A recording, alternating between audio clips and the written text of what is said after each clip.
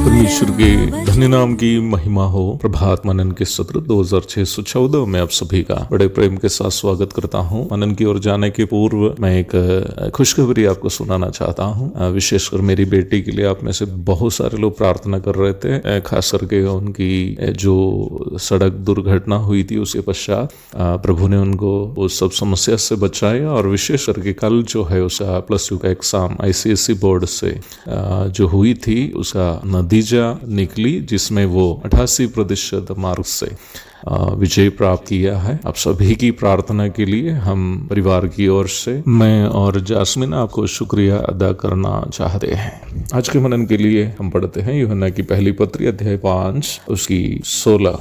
यदि कोई अपने भाई को ऐसा पाप करते देखे जिसका फल मृत्यु ना हो तो विनती करे और परमेश्वर उससे उनके लिए जिन्होंने ऐसा पाप किया है जिसका फल मृत्यु ना हो जीवन देगा। पाप ऐसा भी होता है जिसका फल मृत्यु है, इसके विषय में मैं विनती करने के लिए नहीं कहता। हमारे कल के मनन में मैं आपको बताया था कि आज के मनन में मैं ये बताऊंगा कि वो खास पाप कौन सा है जिसके परिणाम स्वरूप मसीह विश्वासी को यहाँ तक शारीरिक मृत्यु भी झेलनी पड़ सकती है।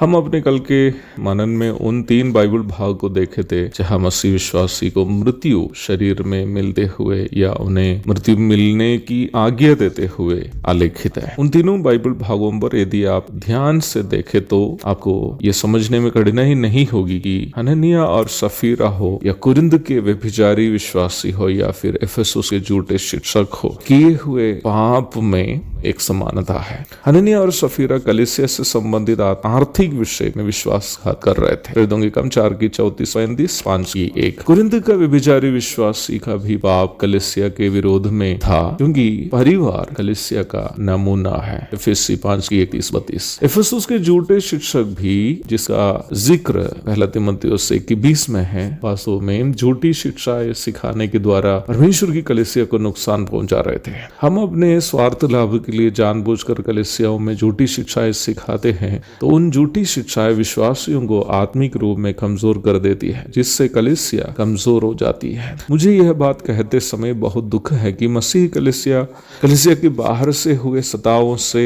कभी कमजोर नहीं हुई, परंतु अंदर में सिखाई गई झूठी शिक्षाओं के कारण कलीसिया कमजोर हुई है। झूठे शिक्षक लोग विश्वासियों का आत्मिक बढ़ोतरी कभी नहीं चाहते हैं। उनकी इच्छा विश्वासियों के जेब काटकर अपना जेब भरना है। मेरे शब्दों को सुनकर मुझसे कोई नाराज ना हो, क्योंकि मुझसे पहले इन बातें वरिष्ठ प्रेरित पतरस खुद कहा है, 2 पतरस 2:3।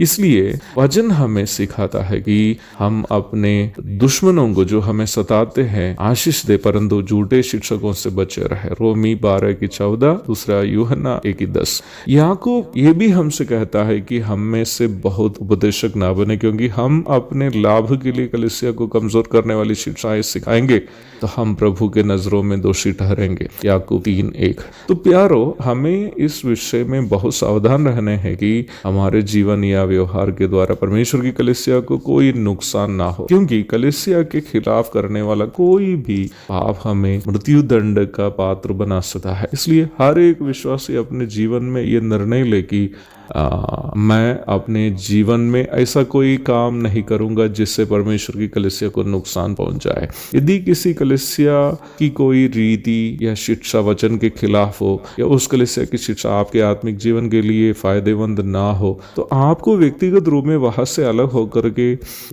दूसरी कलीसिया में जहाँ वचनानुसार सब कुछ होती है जाने की पूरी आजादी है, परंतु दूसरे विश्वासियों के आत्मिक जीवन में नुकसान पहुंचाने वाला कोई भी कार्य करने की आजादी आपको नहीं है। लूका 17:2। कई साल के पूर्व मुझे एक वरिष्ठ प्रभु के दास से बात करने की मजबूरी पड़ी। वो प्रभु के दास एक हीन पाप में फंसकर कलीसियाई संगति से बाहर था। जब उन्हें पश्चाताप करके वापस आने का मौका मिला, कलीसिया से उनको मौका दिया गया, तो उन्होंने वापस आकर उस कलीसिया को ही दो कर दिया। उस समय उस वरिष्ठ प्रभु के दास के घर में पहुंचकर मैंने उनसे इस प्रकार बोला, अंकल, ये मत सोचिए कि मैं आपको उपदेश देने आया, मैं उसका लायक अपने आप को नहीं समझता, परंतु यदि मैं ये आपसे नहीं कहूंगा तो मैं प्रभु के सामने दोषी ठहरा जाऊंगा। इसलिए कहता हूं, आपने अभी जो पाप किया है वो आपके पूर्व के पाप से भी बुरा है। आपका पहला पाप पर पश्चाताप करने का मौका प्रभु ने आपको दिया, परंतु इस पाप से शायद पश्चाताप करने का मौका भी आपको नहीं मिलेगा। प्रभु की स्तुति हो कि एक ही सप्ताह के अंदर में उस कलीसिया पुनः